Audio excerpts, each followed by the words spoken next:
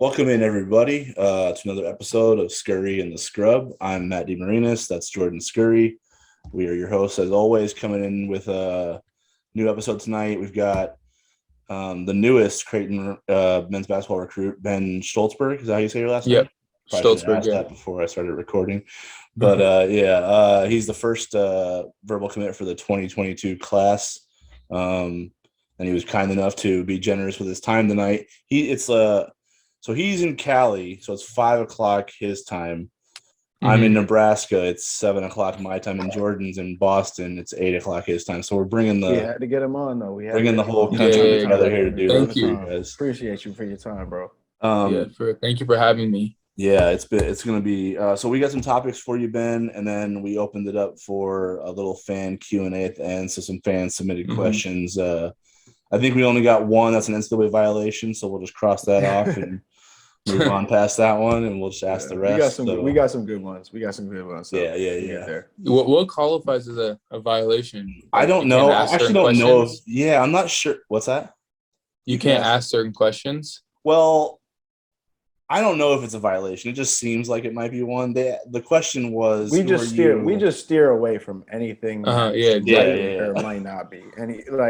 That's even close to, if you have to question it, we steer away from it. The question was like, who are you gonna recruit to like play with you at Creighton? And I don't know if I don't know if you're allowed to say other people's names. I'm not sure. It might be okay, but I'm just gonna skip that one just in case. Like, you know what I mean? I've been asked that in the past. Have you really? Yeah, I think someone from 24/7 asked me that. Oh, okay, maybe it's not a violation then. I don't know. Maybe if you guys don't want to take the risk. I'm cool with like not. We don't even need to go. Yeah, we don't even need to go there. We're good. He shows up on campus and it's like gets hit with a show cause right away. Like can't play the first year. Like oops. Not for we got enough topics anyway. We're good, so it'll be all right if we skip that. So what right now are you starting school right now? Is that what you're going on?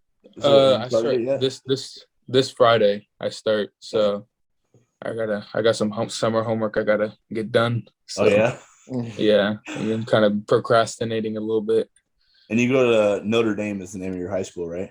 Yeah, Notre Dame. I was at a prep school last year because of COVID. We got to play in the grind session. It was some really good competition, but I wanted to have a normal year. You know, I think we have a really good team with my Notre Dame team, and I want to see what we can do, try to win state. Yeah, what who was on your team when you were a freshman? You had a good Zaire Williams. Yeah. Man. I would like to play with him. Yeah. I mean, it was good. Yeah. I had a good time. He's really good. And, it just, it wasn't, as a freshman, I didn't exactly, it was more about the seniors, So I just had to play my role, I guess. That's how I'll put it. Well, he's a leaguer now, so that's not a bad situation to take over. Yeah, exactly. That's what you had to do, right? Like that's what it is. Yeah, and I wasn't as good as I was or would be now. So, I got to develop. I got to learn a lot. So it was great for me. How far is your high school from where you live? Like, with the LA traffic, it's sometimes like 40 minutes. Dude, that's what I was gonna say. I was like, one of the things I wanted to talk about tonight was how close I think you are to the Staples Center or whatever. I think it's like 40 minutes. Like Google says 40 minutes. So it's really like if there's no traffic, we can get there in like 15. Okay, really? 20 minutes to Staples. With traffic, it's like regular traffic, it's like 45 to an hour. Okay. On a bad day, it's an hour and a half. Like it's bad. That's crazy. Yeah. That LA traffic. Nah, that's not accurate. I was looking at that and go 40 minutes. I was like, but that could be like 2 hours on a bad day though. So like. Yeah, exactly. That's just like regular traffic. Do you ever drive it yourself or do you just like get a ride? To school. So now I'm driving. Okay. Before I was getting rides, but now I'm driving myself. Gotcha. So are you who do you root for? Are you a Bay Area? You have a Bay Area hoops fan, or who do you rock with? No, so I'm from SoCal. Okay. So okay.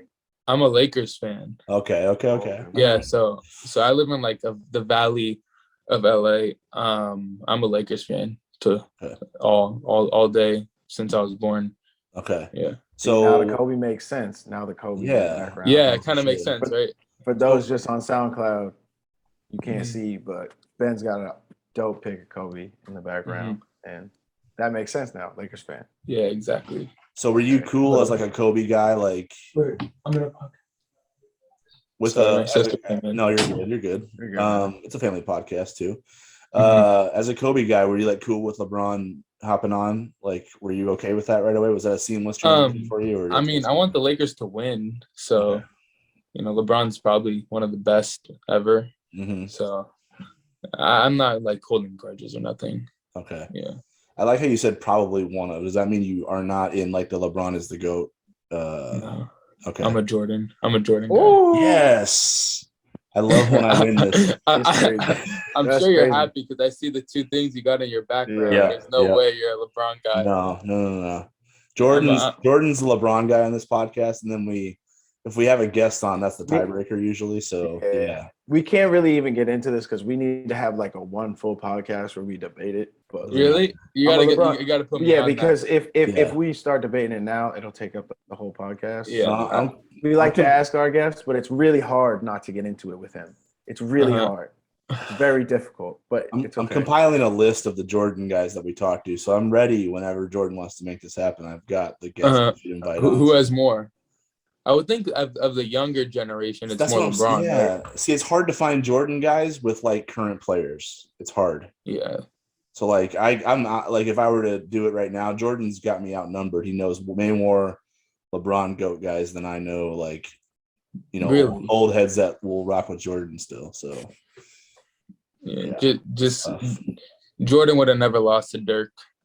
That's all I'm gonna say. Oh my God! All right, smart guy. All right. Coming at it right away. That's the conversation ender, isn't it? Yeah. See, I'm not even gonna get into this because I'm like, you know what? Let's get on to something else because I feel like this is topic. We're just gonna go at this all night. Just not. Yeah. Let's not go there. No, respect. My name's Jordan, and I'm not a Jordan guy. So imagine how that is. You know what? I'm not even gonna. It was a funny story about Jordan. Jordan's like I didn't know who Jordan was before he committed. You know, so and like. It was kind of like an under the radar thing. Like Creighton just kind of like, this guy is going to be on the team kind of thing. So it's like they said the name Jordan Scurry, and I go, that's either a made up name or his parents are like super like Michael Jordan, Steph Curry fans, and they kind of like mixed it together there. That's the first thing I thought of was like Michael Jordan, Steph Curry, Jordan Scurry. Like that was like. Yeah, I didn't even think of the last name. I know. That's crazy. It's very basketball. It's very basketball. It's actually, I'm glad you brought that up. Yeah. So it's like you were born to do this, man. Like that's what you're either born to play it or talk about it. Like it's part of your life. Both. Yeah. Man. Yeah. You did both. Yeah. So what's the last couple of days been like since you committed? Like, are you just still getting blown up like crazy, or is it dying down a little bit, or how's it going?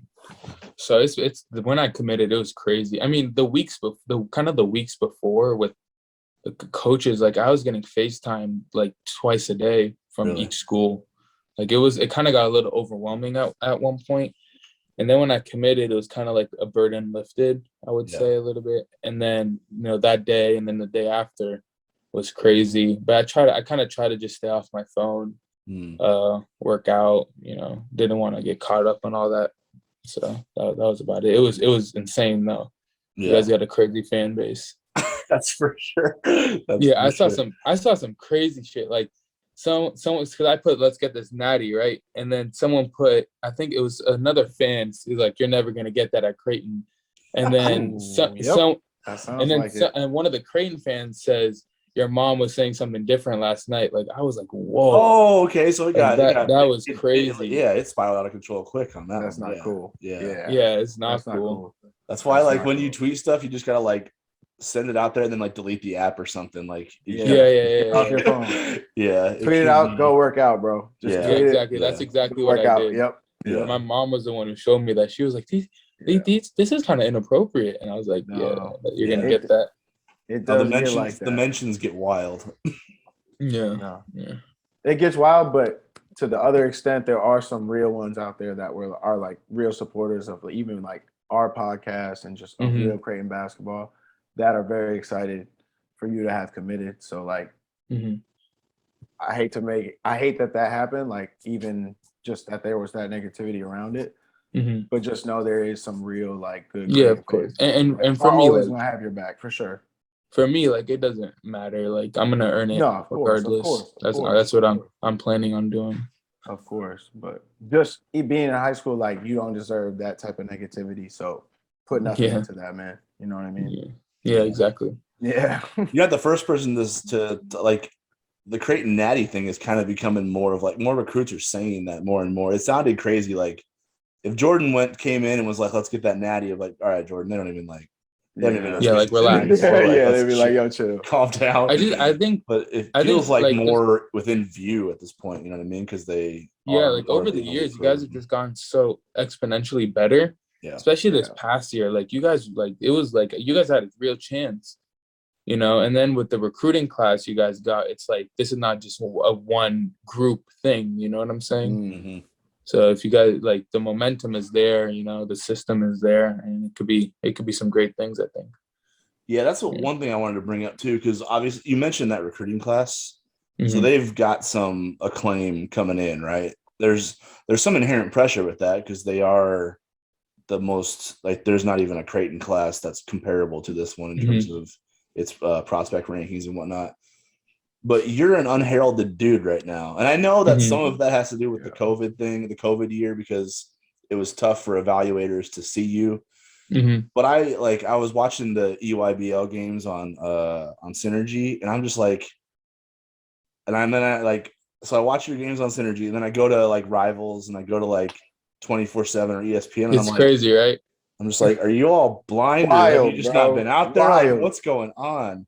Do you even think about honestly, that? Do you use that at all, or like, does it make you mad, or like, have you thought about it? Like, do you just think it's because so? It's kind of crazy. It's crazy. It's crazy to say that because it used to bother me, and then there was a point where like I was killing all these ranked dudes, and it was just like, why am I focusing? Like I'm better than them. Like I'm confident in myself that you know I'm gonna put the work in, and I'm gonna try to outplay them. It doesn't really matter to me. But then today. I was on 24/7 and I saw like the Big East rankings for the team, and it said that it didn't even show my commitment. It was like one commitment because I didn't have a star, and I was like, "Are you like serious, bro? Like I can literally like just from EYBL I can like write a list down of all the ranked players I outplayed." That's what I'm saying, you know, and it's you know at the end it bothers me, but I think I'd rather it be like this than me be highly ranked because it's pushed me more than anything else. Really? Like it's created such a big chip on my shoulder where, you know, it pushes me because I want to be better. I want to prove everyone wrong, I think. You know who you kind of sound like a little bit is like, and I don't want to do this because I know you're getting comped to this dude like out of control. So I don't mean to like start this thing. Yeah, bro. But you sound like Marcus used to get so mad about this shit. Like I remember asking him like what it was like going through the circuits on the East Coast and whatnot. And Jordan knows what that's all about. Like he's from that area too. So like Marcus was like kind of under the radar dude. You know what I mean? Like he came up late. I think Syracuse got involved, Ohio State, Washington, Creighton. You know what I mean? But like there was like a bunch of dudes on the East Coast that were always like, even going to the Big East, they were going to Big East schools, and they were like, he's better than Marcus. He's better than Marcus. And it used to piss him off. So he would like, and they still like, I don't get it, dude. I beat these dudes all the time. Like my team wins, I play well, and they still think these dudes are like way better than me. I don't get it. And it honestly, when you look at what his career turned into, he used that stuff like psychotically because he never forgot it. He used it every day. Yeah. It's crazy. Yeah, and honestly, like, you know, because the new rankings haven't really come out yet, if I get in there, it won't matter to me. Like it's so like in like kind of like neurolically like in my brain just so that I'm like an underdog. Like I've always been like that. You know, I'm gonna try to prove everyone wrong. I have this chip on my shoulder. That's just how I've kind of been raised and how it's kind of developed into. Jordan, you remember how Marcus was though, right? I agree, but like that's so good to hear, bro, just from like why you committed standpoint to me, because like how you're saying like you want that underdog, like you have that underdog mentality. That's like awesome to hear because I feel like and Matt, you know, obviously how I feel about Creighton. It's like that's what I feel like Creighton is, and so that's why it meshed with like Marcus. That's why it's meshed with a bunch of guys in the past. Yeah, and it's more than Marcus. Even like Tyshawn was exactly underrated. Exactly. Yeah. Everyone who has kind of, I've seen a lot of guys. I've played against them all, like the best of the best, like with the Marcuses and the Tyshawns, like at least I think, right? And it's like they really like relish in the opportunity to go to Creighton because Creighton embraces that underdog mentality, and it's like really cool to see, and that's why I'm like excited for your commitment because I feel like you're really going to take that on as well and like manipulate it very to your own way, like and make it like your and that thing. was something really big for me, seeing how Marcus's career went, like regardless of what he was ranked or anything, like coach believed in him, he gave him the opportunity. And, you know, I have enough belief in myself that if I work hard, you know, I can have a similar type career.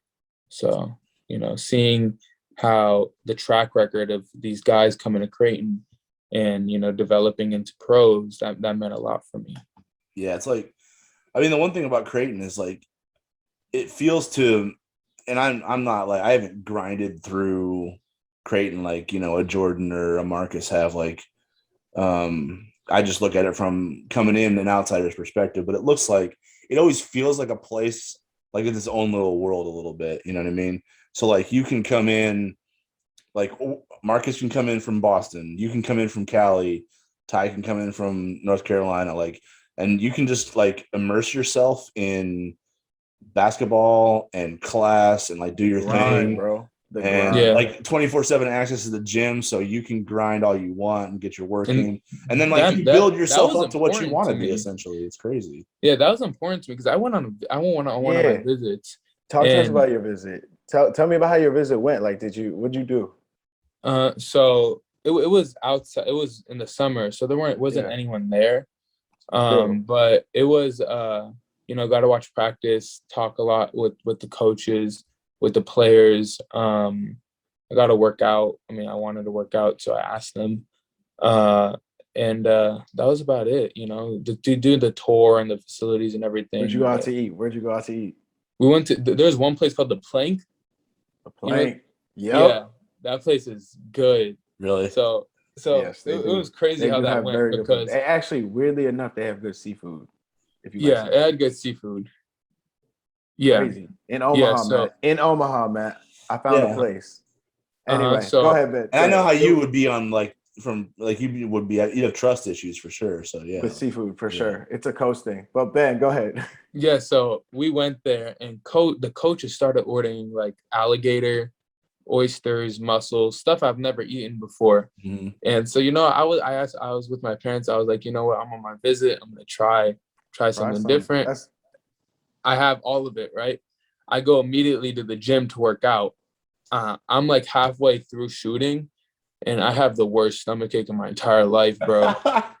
Like I was like, I told him, because I didn't want to, you know, look bad and say I can't finish the workout. Yeah. I was like, bro, I might not be able to make it, man. Yeah. My stomach is killing me. Like the alligator was hitting different. I swear to God. It was crazy. That's awesome, man. Yeah, Voodoo Taco's got that. That's where I go for like those alligator burritos or whatever. Like Voodoo Taco in Midtown. Yeah, that's the spot. But yeah, I definitely don't eat it before a workout though. Like yeah, that was the mistake, I think. And for the first time having all of that. Yeah. Hey, credit. Did you get through the workout though? Yeah, of course. Yeah, that's okay. That's what I'm saying. Hey, credit you even got through the workout. Some recruits don't even. Some recruits eat and then they just. I can't even do it, man. I can't even. I'm that's full. Not me, bro. That's not when me. That's when they feed them the steak. They feed them the steak, everything. Omaha steaks different. Yeah, no, I've heard. You didn't go to any steakhouse while you were out there? So my family, we don't eat steak. We don't eat red meat. So it didn't happen like that. Okay, yeah. Cool. What's up? I was gonna, who was your player tour? Who was like your guide? So it was like a mixture. Like they kind of mixed it up. So when we first got there, it was all the Ryans. Yeah. There's That's three of like, them, there right? are a bunch of Ryans right now. I was like, Yeah, because under the coach is Ryan too. Yep. So yeah, first one is Ryan's, and then the second day was the freshmen. So it's kind of like Arthur, John, Trey, and Mason, right? Mm-hmm. And that was good because I knew some of them, so we had a lot of stuff to talk about. We played in the same league, so we got along well. Nice. I'd say. Yeah, when you left Omaha, how did you feel? Like, well, did it feel like the place, or did you need time to think about all the places you'd been so far? No, I loved it. Like I always kind of saw myself going to Creighton in a way because of just the way you got, just like basketball wise, just the way you guys played. Mm-hmm. Like I've heard so many things that like it's like the perfect fit for someone like me. Mm-hmm. And so I always thought it was a great fit, you know. That was it, you know. What do you try? Like, who do you? I guess if you're trying to like make your identity as a player, who are you trying to be? Because there's like, I mean, at your age right now, you can essentially mold yourself into whatever you want this look to look like at the next level. But in order to, you said Creighton appeals to the type of player you want to be. What does that mean to you? Mm-hmm. So, you know, in terms of, you know, the way I play, I think I'm like a creator. That's like the main thing. It's just like I can create for myself, but I think I create for others and my teammates really well as well. And just the Creighton system, because of it's so fast and allows guards to really, you know, drive and kick and come off screens. That was big for me because having that spacing, it really allows me to kind of play my game, I would say. And then of course they get up a lot of threes, and that's something, you know, I do well. But that's the kind of system I kind of see myself flourishing in. And then in terms of like player comparison, like what I've tried is like someone who can score like Steph but pass it also like Steve Nash. So, you know, someone who can score really well, but also get everyone involved. And that's what I'm trying to do. I'm going to get there. So you like you try to fit the combo guard mold where you like, you can handle it, pass it, shoot it, create your own shot, create for others type of thing. Yeah. And that just, you know, that makes it much more difficult to guard me, I would say, being a combo, because, you know, if now I can create off the ball as well as on the ball. So, you know, and then my size allows that. So it's been great. Yeah, some guys don't like that combo guard label, so I was always wondering that, you know, just like. Yeah, my thing is I'll do whatever it takes to win. If I need to be a combo, I'll be a combo. If I got to play defense, okay, I'll play defense. So, Ben, when was the first time you heard about Creighton? Because you're saying, like, you know it matches your game, and, like, kind of to the point I made earlier, I definitely agree after watching you play. Like, very fundamental, but just it has such – you just have – I explained Marcus in a very similar way. You just have such a good feel for the game. Like, you know where to be on the court in the right times, and you know how to get your shots off. It's a feel for the game. But when was the first time you heard of Creighton? Because I remember the first time I heard of Creighton, excuse me. So I always like to ask guys. So here's the funny thing. I got a comparison to Marcus when I was a sophomore. Oh, really? My trainer trains Michael Carter-Williams. Yep. Marcus was out here, and Marcus was killing it sophomore year. It was like kind of his little blow-up year. And he was training Marcus for a little bit. And my trainer was working him out for a little bit, and he told me I played like him. So I started watching their games, and it kind of one thing went into another, and I kind of have the IQ where I can understand whether it's a good fit or not in terms of the way they play. But that was the first time, sophomore year. So the funny thing is, like, I didn't know you and Marcus knew each other at all. So when we don't, it's just like mutual friends, mutual people, yeah. Like he mentioned Dash too, like that's the connection there. So, but it was funny though. I was like, I was reading about you, and like I kept seeing the Marcus Zagorowski comp or whatever everywhere, man. And I texted Marcus. I go, man, they don't even let you like get out of Creighton for a minute, and they're already like comparing dudes to you. It's like crazy. It's just Yeah, he's like, yeah, but I know that dude. It's legit. And I was like, oh, okay, never mind. Then like, it's all good. Like, I was just like, man, let that guy that's have cool. I mean, that's cool that he was like out for a minute, and they're all like, he's just like Marcus Zagorowski. It's like, whoa. Yeah, it's like he's a legend. Yeah, exactly. It's like, hold up. Legit. I understand. Yeah. Hold up. And it wasn't from me. It was from Yeah, no, it was I first know. from my trainer, and then the staff was all over that. Like when in the EYBL, coach would call me like every night saying every day you remind me more and more of Marcus, really, and stuff like that. So it's crazy. It's an incredible comparison. So yeah, I'm no, happy I to would. be compared to him. I think every player should like. I mean, Marcus is he's so unique in so many ways. Like if you get coming in, people are seeing something there. Dashes though, like he's the player development guy for the LA Sparks. So like, was it like working with that dude who like? How'd you know that?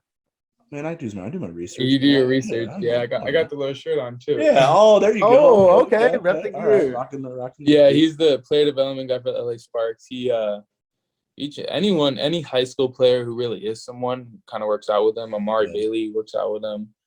All those guys we were all together in the summer. And yeah, he's incredible. Yeah. What are those workouts like typically? Like what's a normal day like? It depends because it's kind of split up. The beginning of the week is more skill based. Every day we work out at 8 a.m. and then 3 p.m. In the mornings are usually pick and we'll work on anything from finishing to pick and roll to shots and stuff like that, and then we'll come back at 3, and that's just more just getting shots up because usually we go lift in the middle. So that's kind of been my summer regiment, I would say. And then near the end of the week we'll play for like 2 hours. Like yesterday I was playing with a bunch of pros. Oh really? And I was killing too. It was crazy, bro. He called me after. He was like, "I'm so proud of you. I was playing so well." And then last week I actually got the chance to play with Colin Sexton. Dash let me work out with him, and I didn't get no wins, but I competed. But he's nice. He's crazy. Dude, awesome. A funny story about Colin Sexton. Like I actually got into a couple like basketball buddies have been on this podcast, but they were really high on Luka coming in or whatever, and I was like, I kind of like attached myself to Colin Sexton because I just like the edge that he plays with. So we got into this like toughness. I'm serious. He's like a psycho. No, game he played his freshman year? Like I had never seen it was 3-on-5 because they all got teed up and ejected. Remember that? Yeah. Against Minnesota. He was still killing. He was still killing. No, so I remember watching that from the hotel room when we were in Charlotte. I was like, oh my gosh. Yeah. So listen to this. So we're in the workout, right? And we're like 2 hours in and we hadn't got water yet. And we're doing like a full court shooting drill. And he's like he's having like a full conversation with himself, like to not fall into fatigue and shit like that. Like it was crazy. Yeah. Like when I saw that and I'm like, I'm tired, like, and that kind of pushed me to keep working. When I saw that, I was like it's for real. Like that mentality thing is not just for show, it's real. Yeah, there is no like I learned so much though. It's just stuck on there. But yeah, I was like, but it came out of the gates and like Luka was Luka right away. And so I was like kind of getting it, I was like, all right, yeah, Luka's legit. Like Colin Sexton's not up there yet, but then Colin's been killing it these last couple of years. So I'm like, okay, I think like nobody lost that conversation. I feel like we all won. I think he averaged like 24 last year. Yeah, he was killing last year. He was hooping last year. Yeah. I think they're trying to trade him too, so like someone's gonna get a good one. Like when I hope he goes to like a team that's ready to burst through, because that'd be. I mean, they just need that one more Celtics trade for him.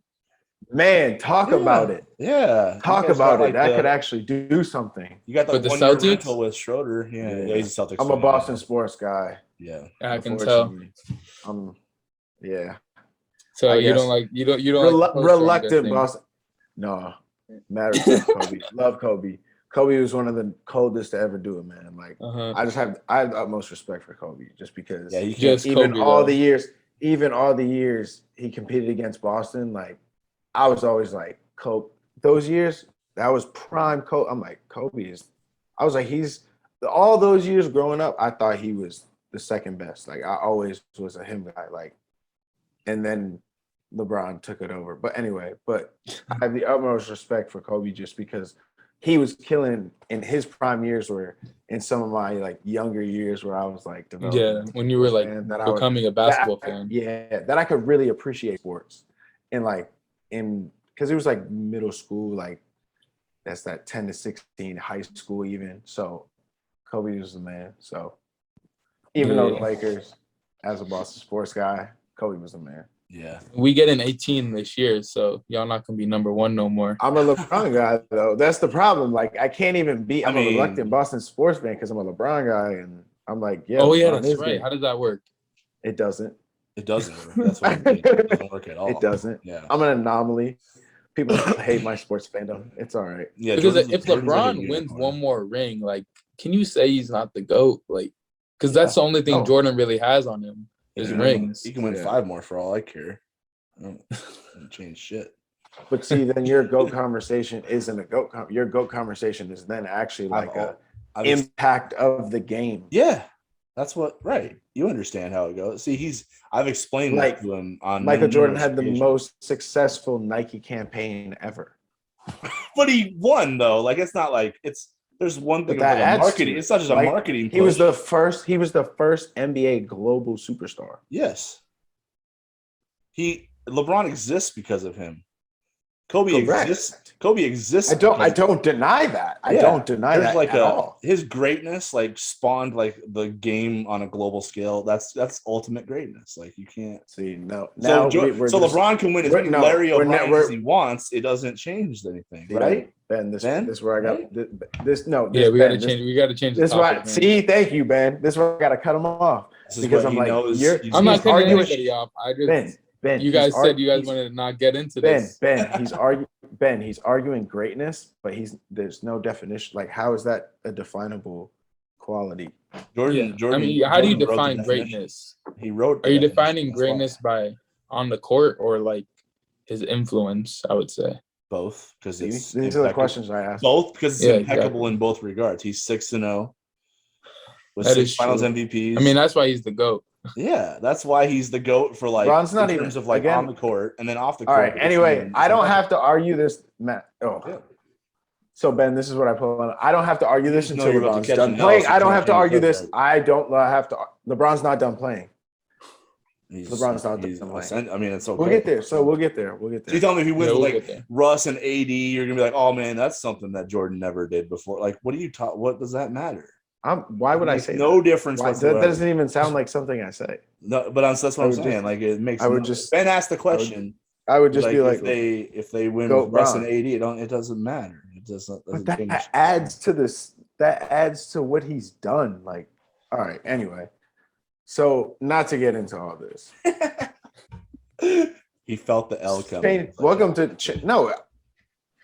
Ben's just trying to rile us up. That's all he's doing right now. It's like that's why he asked it. I'm the instigator. It's my fault. Yeah. I'll take it. He just wanted to see a fight real quick. You lit the fire. Yeah. But did they give you like because the NIL stuff is like implemented now. So did you get like was that part of a recruiting pitch for you? Like, did you talk to the teams you went on visits for? Was that play into it a little bit in terms of your marketability? Like, have you considered that at all? Like as a high schooler still, but so for me, like personally, it doesn't matter. Like the goal is to be an NBA player. Like if I can get the best NIL at Kentucky, but Kentucky's not the right spot, why would I go to Kentucky? Right. You know what I'm saying? Yeah. But the coaches did use it as a pitch, I would say. I think, but they were saying because I'm Jewish, there's not a lot of good Jewish players out there, so that can attract a big community. And then of course Creighton has an incredible fan base, so you get a lot from that. But for me, like it didn't really matter. Like the decision was hard enough to begin with. It was just like, what's my goal and what's going to help me get there. And that was all I was thinking about. Gotcha. Yeah, I'm curious how that's going to go for guys that are coming up like in his classes and beyond, because it's going to be something to consider. Like, well, Creighton's in a unique position too because there's no pro sports in Nebraska. Like, so I'm trying now because California high school players can do it. Oh yeah, that's right. Yeah. So I'm trying to like get some stuff started now. Yeah. So I already have some stuff going into it. So we'll see. How has that been? Because I can imagine like all of your teammates would be, and like guys you play with are trying to capitalize on that. Is it big like where you're at? Like, or do guys try to capitalize on that a lot out there? So no, I didn't know. I didn't know about it till Bronny signed the deal with FaZe. Right. And then I was like, how is he making money? Then I looked it up, and Mari also was getting money from different things. I think I don't know for sure, and so I looked it up, and it said high school players in California can make money off their name. Mm-hmm. So I have, my cousin is like a marketer. He does marketing for certain social media people, and he had some connection with some brands, and he wanted to just get me talking just to like start that up. So like, yeah, we'll start, I guess. Yeah, it's one of those things that it's gonna be kind of seamless for Creighton athletes, I think, because in Omaha for one thing, which is kind of like a growing market. I don't know if it's considered like a major sports market, but it's I would consider it a big city at this point. You know what I mean? It's grown a ton since I was a kid. And like honestly, like the basketball team, they're like larger than life figures. I mean, like Jordan knows the hysteria around it. Like when you guys got good squads too, especially like you can't go anywhere without being seen or known or something like that. Yeah, so it's funny you say that because when we were on my visit at the Plank, given like the players have only been there for like a couple weeks, right? This two little kids come up to the table, and they're like, we know, and there was the freshmen too. So they're like, we know you. Can we get autographs from everyone at the table, of the players, of course? And that kind of made me realize how big they were in that city. Yeah, it's crazy. It's funny you say that too, because it's cool. Because even when I remember, I came in late. I only came in late summer because I was a walk-on. So I only came from the beginning of school, but still late summer. And we even went out. Like it's funny. You even go out to places like as a team just to get food, or to even like we went with kids to get ice cream as part of a charity event, and like all the people before you've even played a game will come up to you and be like, you're on the basketball team, like, oh, we go to this many games a year, like we that's love crazy. And so it's so cool, bro. Like it's a very good community to like be in, to like, that just represents and supports the basketball team for real. Yeah, my mom was kind of saying, my mom was saying that you're not really going to college, you're going to like a pro team. Yeah, so it feels like that's what it feels like. Nebraska, that's what it feels like when you live there. That's what it feels like when you're there. The whole time you're there. Yeah, it's crazy. Yeah. So the Maccabi Tel Aviv thing, like you had a offer to go play professionally right out of high school. Like, first of all, when that came about, what were your first thoughts? Like, are you even ready to play professionally? What were you thinking? I mean, I think I could have gone. I could go there. There were. So I'll explain why we couldn't do that. There were some other reasons why, but I felt like just going there and playing with pros could have been such a great development piece, I would say. The only issue was because my parents are Israeli. If I would have gone there and got a citizenship, I would have had to serve in the army. For 5 to 6 months. That was, and for me, because of my background, I feel like that option's always going to be open. And I felt like I found the place in Creighton that I wanted to be at, and that I can see myself, developing into a pro, and then where I want to be. And I didn't want to take off 6 months of training to do that when I have a great place here. For sure. Yeah, that would have been an interesting little wrinkle into it, especially because you're probably trying to make as much improvements in your game as you are. Like at this age right now, at this stage of your basketball career, to interrupt it would have been a little bit difficult for you. And that's all I'm thinking about. Like, all I'm thinking about right now is development. Like, I want to be ready. I want to be able to play a lot right away. And, I think that, I'm going to have to earn everything I got. And I think no matter where I went, I would have to earn it. But, I'm going to work my ass off so that I can do that. Are you going to play in any? Are there any events during your high? Because you're probably not going to play AAU anymore, right? Like you're just going to come to Omaha and start working out. So like throughout your high school year, are there any events you guys got set up that some showcases or whatever that just to play in front of elite competition or against elite competition this year? Yeah, so there's a big tournament called Tarkanian Classic. We're playing in that. We're playing in a bunch of big tournaments. We're playing Corona Centennial, who won state last year. We're probably going to play Sierra. Okay. Yeah, we have a pretty good team. We have a pretty good team. So it's attracting other teams to play against us. So I'm excited. So Sierra is that where your AAU teammate Ramel plays for? Yeah. Yeah. Yeah. So Ramel, this is kind of interesting. Like, so Nebraska did offer you early, right? Is that correct? Mm-hmm. Okay. Yeah. So your AAU teammate Ramel Lloyd, for people listening, is going to Nebraska. Ben's going to Creighton. So like, you're gonna see each other, however many years. Every year. Yeah, exactly. I thought that was kind of interesting. I don't need to argue which one's better. No, you don't. Don't.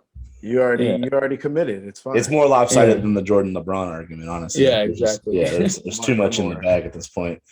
What's Ramel like as a teammate? Are you guys tight? We're not. There was some other things that had happened Eddie Webbio that I'm not going to get into, but he's cool. We're friends. We've known each other for a very long time because everyone in Cali in the basketball scene kind of knows each other. And yeah, that's it. I can't wait to play against them. So yeah, you don't mind playing against them. It's okay if you wear. I want to play against them. Okay. I want to play against all of them. All of them. There we go. Not just him. Like I don't shy away from anything. Like I said, So you like rivalries? You like rivalries that? It's not even rivalry. It's just like Ramel's ranked pretty high. Yep. Anyone who's ranked higher than me, I don't think they should be. I'm gonna go out them. That's just how I mean, that makes based on the game I watched where you played Amani Bates, that makes a lot of sense because Amani's like. Yeah, and it's not even that. Like, if you look at that team, they had like 3 other guys who are in the top 100. Yeah. And it's like, bro, like, come on. Like, it doesn't make any sense. Ooh, I guess. So there's something that we got to explain about this Creighton-Nebraska dynamic, though. Jordan understands what I'm about to say. Like, because Nebraska doesn't have a pro sports team in any sport, and Creighton doesn't have football, there's like an overlap. Like basketball Jays, football Husker, right? Okay, you know about this. Yeah, they were explaining it to me on the visit. There's a certain name for it. I forgot what it was called. Yeah, they call them J-Skers. Yeah. Yeah, J-Skers. Which is ironically like when your name is Jordan Scurry, what people like to call it. Ayo, J Scur. Yeah. J Scur. Yeah, that's crazy. That's tough. Yeah. Because you walked into Omaha with that already being a thing. Oh, that's crazy. Yeah, that's what they call me, bro. It got a little confusing for a little bit, like a few years. Yeah. It's like, wait, he's a J-Skirt? No, his name is J-Skirt. Scurry. He doesn't know Husker football. Leave him alone. It's like, it's not about that. Yeah. Mm-hmm. It was weird. But so, yeah, it gets weird. So, like, there's like a segment of Creighton fans who will be like, hitting you up for autographs and everything like that. And then you'll like see them at Memorial Stadium on Saturday. And then we're in Nebraska. We're in Nebraska gear. Yeah. And then like you'll play them like 2 weeks later and they'll be decked out in blue. It's tough. It's like a weird. So when you play them, because you guys have that annual game, right? Yeah. So let's say you guys play them at Nebraska. How does that? What happens then? It's all blue in that arena. Not quite. That would be funny though if it were. That would be funny in the red arena, just all Blue Jay fans. Bro, in my career, I am 3-1, and that one loss was at Pinnacle Bank Arena in Lincoln, Nebraska, and it was because they had a really good team. I can't even lie. That year they had a very good team, and it was red everywhere. So it's a red out.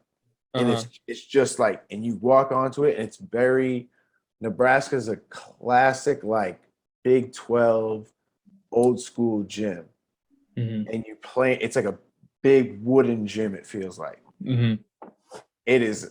They do not make it comfortable for you when they fill Really. it up. It is not comfortable. That's it's a hostile. crazy. It's a hostile It's a environment. very hostile environment. Yeah. But That's Omaha cool, flips though. it. We got a like, dub there. Omaha, We got a dub there my freshman year.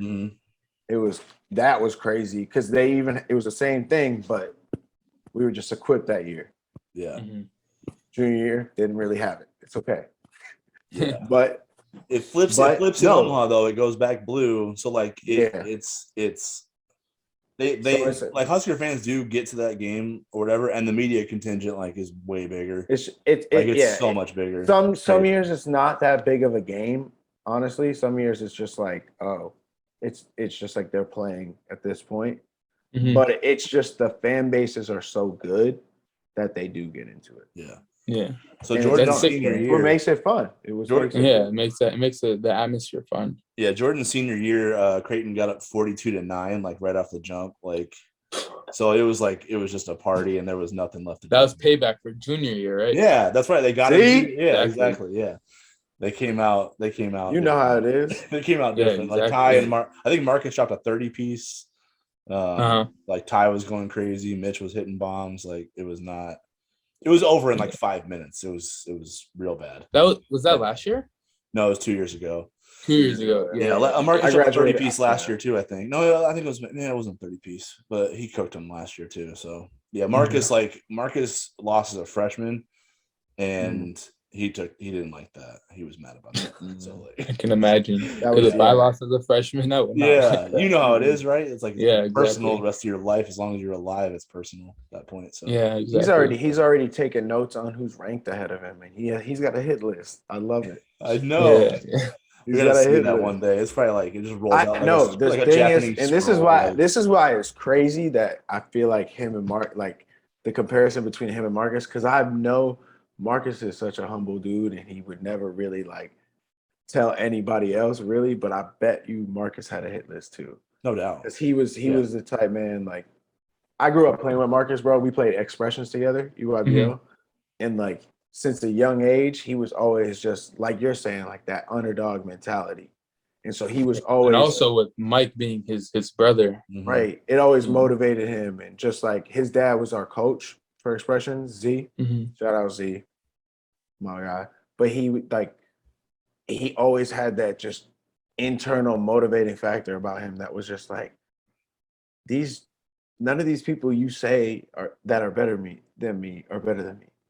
And that's what I think he lived that. And I think that's what you got too. So it's cool to see you guys know each other in some form or way and are connected. Yeah, it's crazy. Yeah. How do you balance the like, like harnessing the edge of feeling like you're undervalued or underrated, but not becoming like too egotistical about it, like where it's just something that pushes you, but you don't necessarily broadcast it. You know what I mean? Does that make sense? Oh shit! Hold up. You're good. Yeah. I guess like it's like a part of it. It used to be like where I felt really insecure about it, like the whole ranking thing. So it was like the opposite, like 3-4 years ago. And then I just ever since then I just use it as kind of an edge, I would say, an edge to me, and it's just kind of become a part of my identity. I'm not like outspoken about it. Like I don't go up to people and be like, I'm unranked and I cooked you and stuff like that. Like I'm just, I try to, when I play, I don't trash talk that much. I play my game, I do my thing, and I kind of let my game speak for itself. So I never kind of thought I was egotistical about it. More it's become just such a big part of my identity in the way I play. Yeah, you say you don't trash talk that much, but it means you trash talk a little. There's a little bit, right? Yeah, a little bit. I'll let something out. I was in a lot kind of guy. Yeah, Jordan talked a lot. Yeah. Even though it was in practice, but I talk a lot, bro. I was always trying to be the vocal leader. That was me. And if it involved a little bit of trash talking, I was I was not shying away from that. You know what? You need what those people Marcus like would that. Marcus would rap songs like while he played. Like he would rap. Yeah. Like Really? yeah, it's crazy. That's weird. Because it would look like he was talking trash, and you'd be like, "What were you saying to them?" It's like, "Oh, I was just rapping."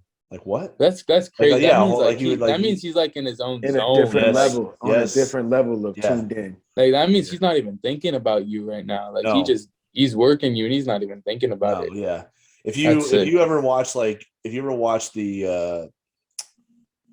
Seton Hall game Jordan's senior year, so like March 2020, if you watch that game where Marcus, I think he was like 7 for 7 from 3.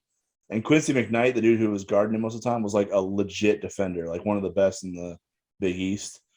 And it looks like Marcus is like banging threes and like talking to him, but he's just rapping the whole time. Like he came out from the locker room and they were about to like inbound the ball for the second half, and he rapped like a whole song before they even got the ball in. Like he when he goes into that zone, it's just different. Like you can't. That's crazy. He's unfazable at that point. You know what I mean? So that's what he do. Yeah, that's sick. It looked like he was talking trash though, and he's like, "Why are you talking so much trash out there?" He's like, I'm rapping. Yeah, different. Built different. Built different. Yeah. I really want to see him do well. Yeah, I think he will. I thought he did do well. They just didn't play him. It was weird. It's just a weird situation. Yeah, it's kind of tough. You know, Cam Thomas is really good, but he's really ball dominant. Yeah, you know, it makes it difficult. Yeah, but I think he'll figure it out. Yeah, it was just tough summer league team to be on. Honestly, he has too much. He's too much of a worker. Like he can't. You know what I mean? Like he's not going to take no for an answer. It's just one of those guys. Yeah, exactly. Yeah. So your AAU squad, the Oakland Soldiers, have like a bit of a history that I'm not sure a whole lot of people know about. Because LeBron's an Akron guy, no one really thinks of the Oakland Soldiers as like a part of his life. But he actually like became LeBron playing for them. Like he was kind of like an unheralded dude. You know, he was popular and talented, and like Ohio knew about him or whatever. But then he went to play for Oakland back when they used to let you go like run around and play for different AAU squads or whatever. They made a rule that you can't do that anymore after he did that. But so like he made his name playing on the AAU circuit for Oakland, the same AAU squad you play for. Like, do you hear about that constantly? Like, is that alumni base like something you guys talk about on just, you know, when you're going around circuits and whatnot? So it was not about alumni. It was more about like the tradition. Okay. Like, you know, if we lost a game, like it was like we're making the whole organization look bad. Just, you know, like there's such a winning culture there that, like, you know, if you don't, they told us in the beginning, if you don't win it all, the failure of the year, you know, you have to win it all. You know, it was really weird this year because like the first time our team was fully together, playing together, was the first game of UIBL. Oh, really? Wow. Yeah, because high school season ended like in the middle of June. You know, we didn't get a lot of time to practice or anything, you know, and guys were hurt because of the long high school season. Yeah. So it was a weird experience, but, you know, there's a lot of tradition and it's like a family there. So it was great. Nice. Yeah. No, it's tough with these new UIBL programs, bro, because like even for me back like when we played, like I was saying Marcus played with in high school and Marcus was like a sophomore and I was like, or Marcus was probably a freshman when I was like playing my year up in my junior year when Z was our coach. And so it was crazy because like we had a really bad year that year. We went like 3 and whatever, but you have these pressures from all these programs now that have this history of winning, whether it's Expressions, BABC, Oakland Soldiers. That is like, it's crazy. Like, and you don't see these people other than weekends when you go to this tournament. Yeah. And it's like, yo, I've been somewhere, especially California, you're way spread out. And so you definitely are like, oh, we didn't have any time to practice, whatever. So it makes for a tough season. And so I feel like that was the deal when we had that tough season too. So it's usually like that. Like, now. Yeah. Yeah. Yeah. But it was, you know, that whole experience was great. You know, I got to play against the best competition in the country. And, you know, I felt like I gotta, you know, show what I've been working on that whole quarantine period. and I had a great time. It was kind of weird with the whole 2-week thing. COVID was going crazy, man. Yeah, it was crazy. But yeah, I had a great time. Does EYBL feel like a rubber meets the road moment, like where you're like, when you go in to play those games that you're getting legit competition night in, night out, and that anything less than your A game is probably gonna look really bad in your performance? Does it feel like that when you start that circuit? I'm not gonna lie. I was getting nervous. Really? I mean, like before every game, like, and I was playing well, and I was still getting really nervous. Because I really wanted to play well. I wanted to try to win. But yeah, you don't. I mean, I try not to think about it. If I just go out there and just do me. Yeah. That's all I was really thinking about. Like, go out there, play my game, whatever my team needs me to do, I'll do. And that was it. I didn't let the stage kind of pressure me and, rattle me, I guess. Now, you mentioned earlier the shooting part of your game. Like, you're not a toe the line shooter, though. You can't be just saying that. Like, people think shooter, and it's like, all right, well, what's his range, though? And like when you watch those EYBL games, like, you don't know where that line's at. Do you know that you realize how far back you shoot from some of these shots? Have you watched these things? You don't care. No. Is it far? Dude, like the first two I watched you hit, I was like, what's it? Whoa. Was it that first game? The first game? Yeah, I can't remember. It was one of the ones where you were playing him. I think it was where you had 25 on Imani's team. Yeah, like two of those threes were stupid. Like, you shouldn't. I don't even know what you were thinking. I only like, and when I work out, I only shoot NBA threes. Oh, really? Like, I don't work on college threes. Now, that makes more sense. He's on a mission. Yeah. Yeah, like, I'm not in my dash. She won't let me. Like, if my foot's on the line of the NBA three, like, he's cussing me out. Really? Like, it's that serious. So I guess, like, I kind of just got comfortable with it, I'd say. I think like with great shooters, they don't think about like where they're at distance wise. If they're square and they can see the rim, they feel pretty good about putting it up. Like, yeah, because what it looks like. Sometimes I take a shot and then I would think it's a good shot, and then I'd see it in video, and I was like, bro, that's a bad shot. Like, I was drenched. Yeah. So that's why watching film is important. Yeah. But yeah. No, I popped in. I was like, I want to see what this guy's about, and we're just starting to watch and like get into the game. All right, it's got some good flow to it. Looks like they're playing a zone, so they're probably gonna jack up a lot of threes. Like, here it comes, and then like you shot the first one. I was like, oh my god, oh, he hit that. Oh my god, that's not even. It's not even messing around. Like, it was weird because the 24-second shot clock was so different to get adjusted to. Like, there was like 4 or 5, like 3 times every single game, like, where I got it and there's like 2 seconds left and I have to like throw it up. So it was really weird to get adjusted to. So I ended up taking some terrible shots because of that.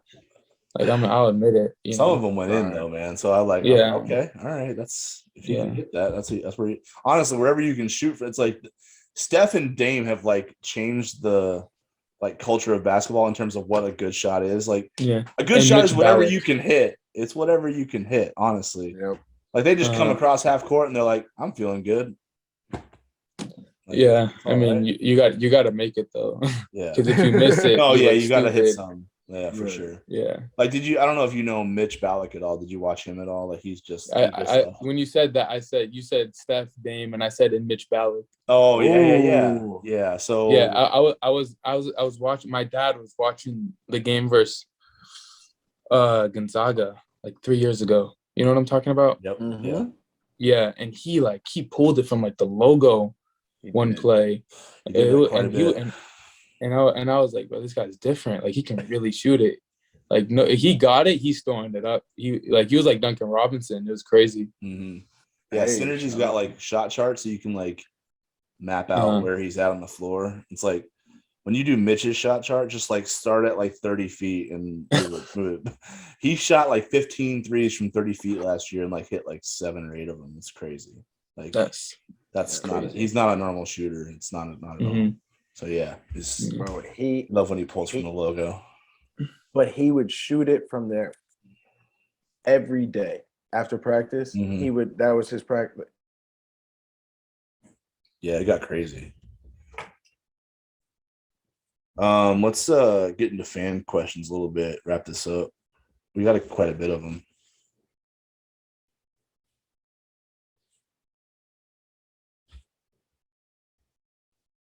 All right. You want to jump into? Yeah, I know, Zoom. Thank you. Okay, so we had some technical issues there. That was my fault this time, not Jordan. So It was not my scrub Wi-Fi. It was Yeah. Matt's scrub Wi-Fi. It's because he wore that whack ass Yankees hat. So Hey, what's the Red Sox record these days? How they doing? don't know, but the Yankees suck. So Oh, anyway, all of a sudden. you want to jump Yeah, into so we're gonna get into a Q&A? fan. We're gonna get into a fan Q&A here to wrap this up. Ben, you mind answering some questions from your future fan base? Yeah, for sure.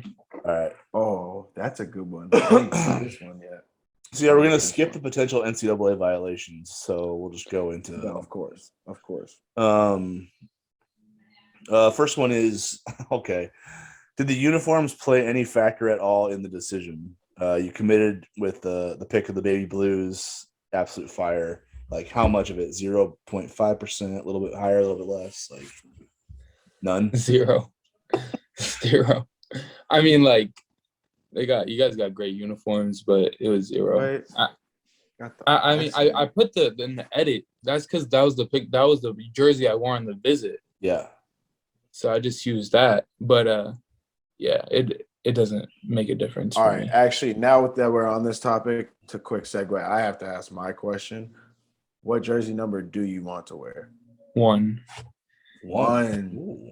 Yeah. Ooh. Why Why? 1? Who's the last dude to wear 1? I don't even know. No, I want to Davion. Oh yeah. That's right. Davion. Why 1? Yeah. Why 1? So it's kind of superstitious. I had it for a long time ago. I changed my number and I started wearing 1, and I felt like if I didn't wear 1, then I wasn't gonna play well. So I gotta wear 1. My That's man it. got a lock on 1. I like it. What was the number before 1? What was it before that? 23. Oh, man, what? How can you feel? But this is like 6th grade. See, like this is a long time ago. I don't know how any basketball player can feel bad at 23. I'd feel like the Yeah. champion of the whole world. Yeah. But no, but like I'm big on the Baby Blues. I love them. I wish they wore them every game. But you also have the Jordan 1s in your edit.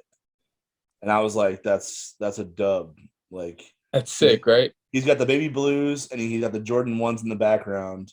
And I'm just like, that dude knows what he's doing. Like he knows what he's doing in this world. Like whatever he chooses to do in life, he'll be successful based on his decision-making skills. Like that's based on the edit. Yeah, based on the I edit. like this number 1. Yeah. I like this number 1. I like that. I could let's see. You can see that.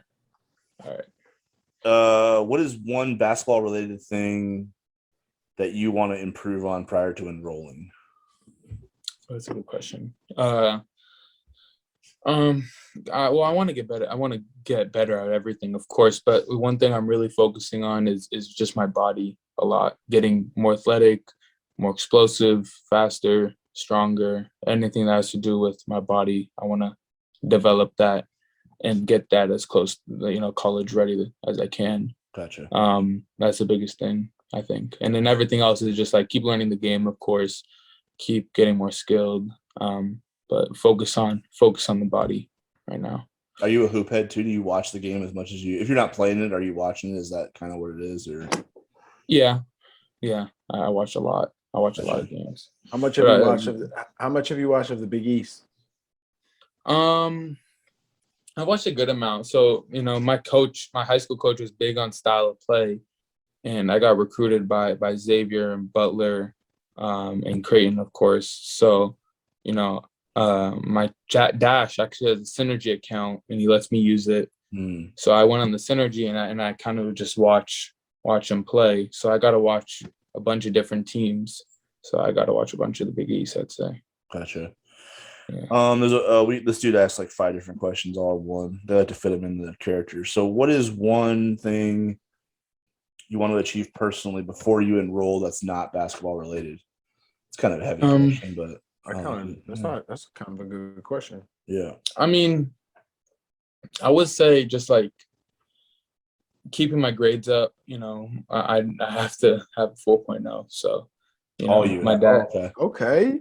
Yeah. What is it? What you got now? So 4.3.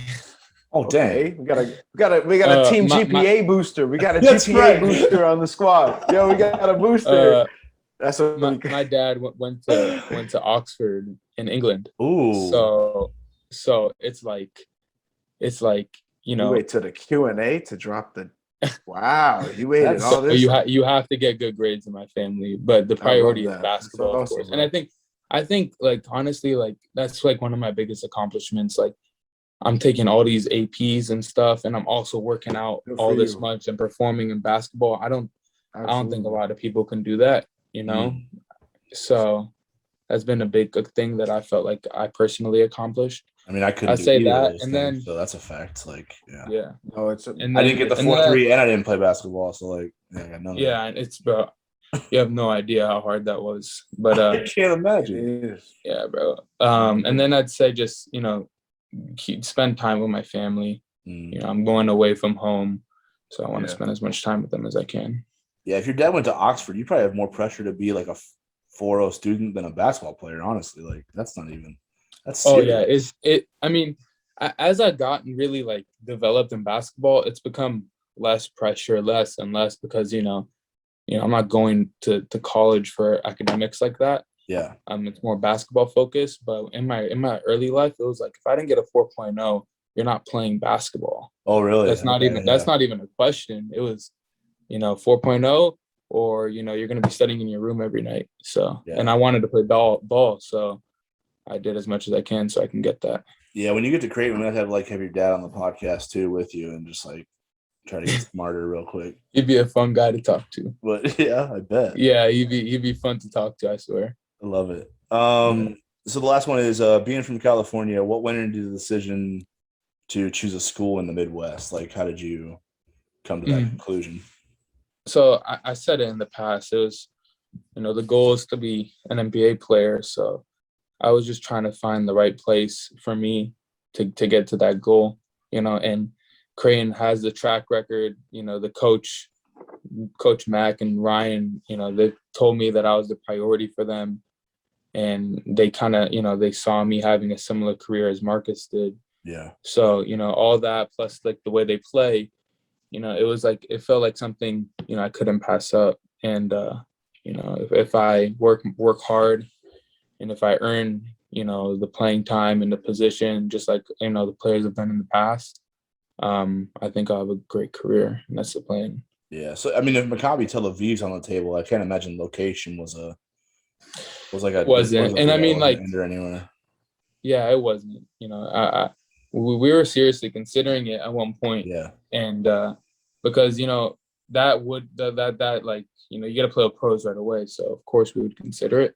Yeah. So location didn't really play a big piece in it. This one's kind of a money question. If you don't want to answer it, you don't have to. But how much NIL money do you think you can make for turning down 500,000 out of the game? Oh, the question of the hour. I mean, I don't know I don't even know how these deals work. I don't either. I just know that. All I know is if you're cool, people might come to you and be like, "Hey, you want to endorse our thing?" And then like, yes. And then so let's say you get like PSD, right? The underwear. Yeah. So do they give you money or do they just send you free stuff?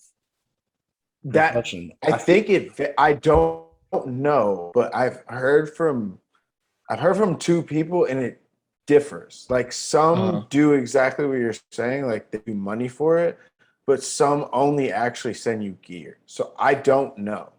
I'm very confused to this point. I don't really know. I'm far removed, so don't take what I have to say. Yeah. But I don't know.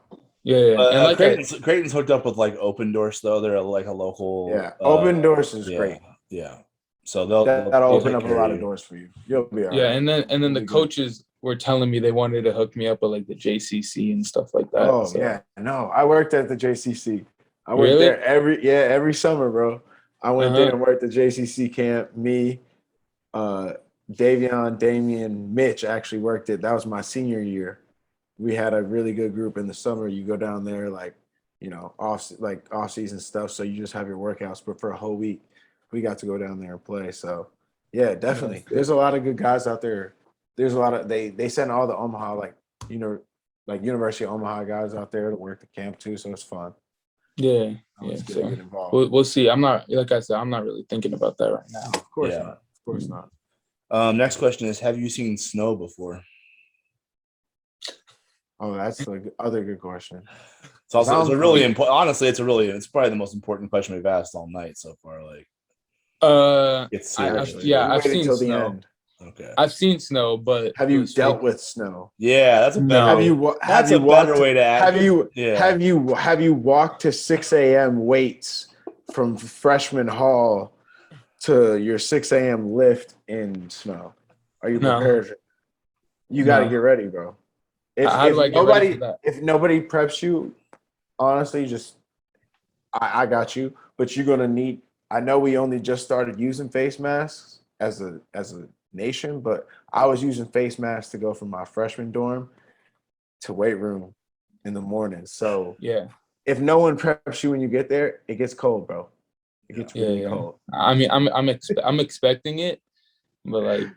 I just got to figure it out, I guess. Be good. Don't worry. I'm being dramatic about it. You'll be fine. Like, is it that because my high school coach went to Princeton, and he said like, because I always said I like the cold, and he's like, when you're walking at 6 a.m. lift and when it's snowing, he literally said the same thing. He's like, you're gonna text me saying something totally different. Yes. Yeah.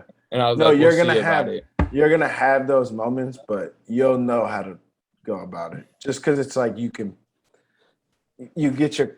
the coat, you get the right sweatsuit to wear. Yeah, if you put enough layers on, you'll be fine. You get the boots. Like I actually grew up in snow, so I have no excuse. Yeah, like I had no excuse going into college because Boston snows. It's way worse. The wind's just worse than Nebraska, and for it to be the place I probably walked the most. The wind kills. The wind in Boston is worse than Nebraska. Are you sure you thought that through? We have nothing. I don't live on the water. I don't live on the water. We have nothing blocking the wind. We're a small little state. I don't live on the water. The wind up that campus, stop. I went to school there. Anyway, you'll see. You can prepare yourself. You'll be fine. I mean, I'll just hit you and you'll give me some stuff to get. I'll give you the coats, the scarves. I had no excuse. I was like, I can't be the kid from Boston coming in here being soft about like the cold. Yeah, about cold. But it was different when it was a 6 a.m. lift. That was. Yeah, that's what I keep hearing. Yeah, don't worry. Okay, if you complain, people from Omaha live here the whole life. They still complain about it. So if a Cali kid comes in and has problems, they won't even. It'll be all right. You'll be cool, bro. Yeah, you'll just hate the whole existence of it, but it'll be okay. No, he'll be fine. What team are you most excited to play against? So I'm assuming that's a Big East related question, or it could be Nebraska. I don't know. Either way, what team are you most excited to play against? Oh, there we go.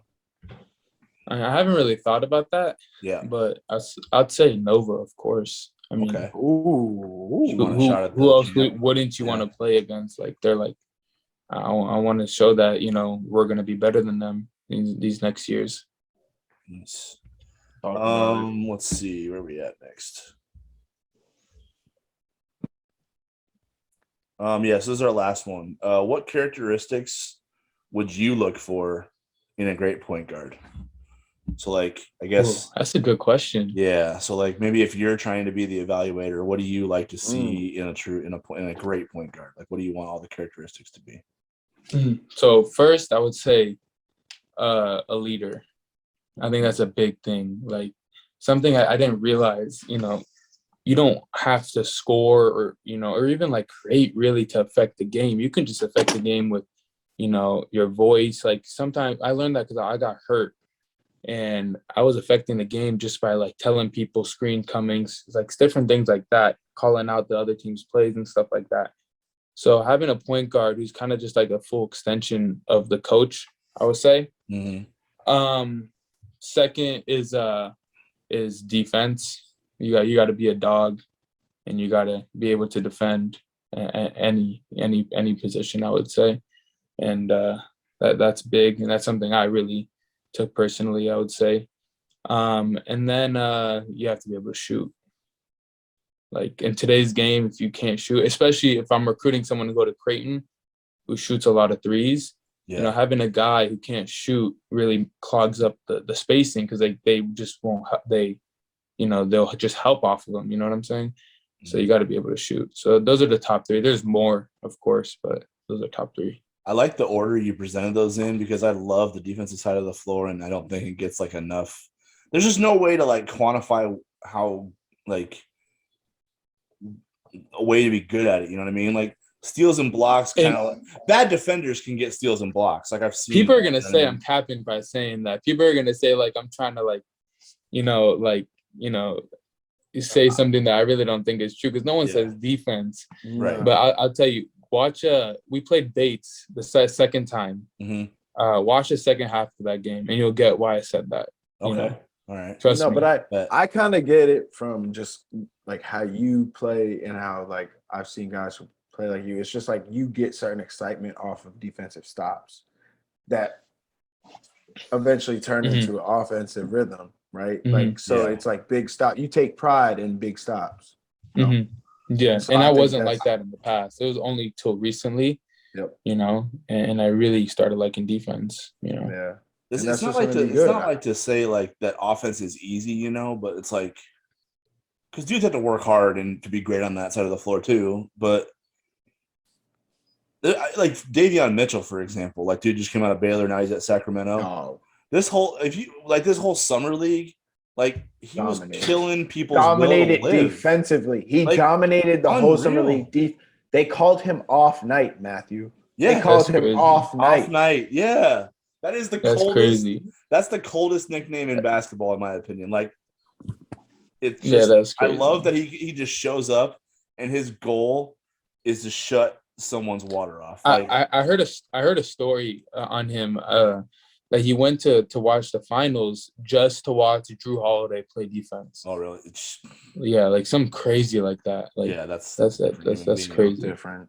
Yeah. Different. That's why I liked your senior year so much. Like, because so like Jordan's senior year, like Marcus Howard, Miles Powell, Sadiq Bey, like the Big East had Kamar Baldwin. The Big East had so many good, like, well, Ty's not guarding Marcus though, so that's what I'm saying. Like, the Big East had so many good, like All-American level scorers at the guard and wing position or whatever. And Ty, like, he didn't say. I asked him in the preseason, like, are you trying to like be, the defender, like the top guy, like shut these guys? And he was like kind of under. He's like, I don't know. But then they played Marquette to start Big East or whatever, and he made Marcus Howard's life just absolutely miserable. And I was like, so I went to him the day after. I was like, were you lying to me about wanting to like lock dudes up? And he's like, yeah, kind of. I didn't want it to be like a thing until I did it. I was like, oh, well, I totally understand that then. But like, it was just crazy watching him just chase dudes around screen. There's so many ball screens now. It's like hard to be a good perimeter defender. So like you watch guys like Ty that year, like Davion Mitchell, like ball screens don't matter to them. They blow all those things up, dude. It's crazy. So I just love watching that end of the floor, and I love watching guys who are just dogs about like, I'm making you hate basketball tonight. Like that's just like I love that. So the order of that was awesome. I loved it. Ty was so hard to score on, bro. He was. It was impossible. He was good. He was so hard to he just knew how not to let you get to your spots. Yeah, that's crazy. Shout out Ty. That's something my high school coach has been teaching me. He's like, if you are really good offensively, you should be really good defensively because you know all the moves. Like put yourself in their position. If you're going this way and the defender goes in a certain place, you know what they're gonna do because that's what you would do, right? So that was something I'm trying to learn, trying to like get a hang of. I'm working on it and getting there. Yeah. Every day. Well, it'll be fun watching your senior year, and like I said, man, like watching the games like on the EYBL circuit. I'm like, I don't understand what evaluators see, but maybe they just missed out on the COVID year. They didn't get to see you as much, but it'll be fun watching your senior year. Yeah, we'll see. It definitely isn't the last time we have you on this podcast. So when we get to Omaha, we'll be talking more. Congrats on your commitment. Thank you for your time. Thank you. Yeah, We appreciate you Yeah, guys. thank you for Thanks reaching out, coming man. It on. means a lot. Yeah, for Appreciate sure. you for coming on. Thanks Keep grinding, everybody man. for your questions too. Appreciate everybody tuning in. Submitting questions. I'm sure Ben had a fun time answering them. So yeah, we'll get this posted up, and Ben, we'll be talking. Yes, sir. Thank you. Appreciate you, Thanks, bro. Good luck.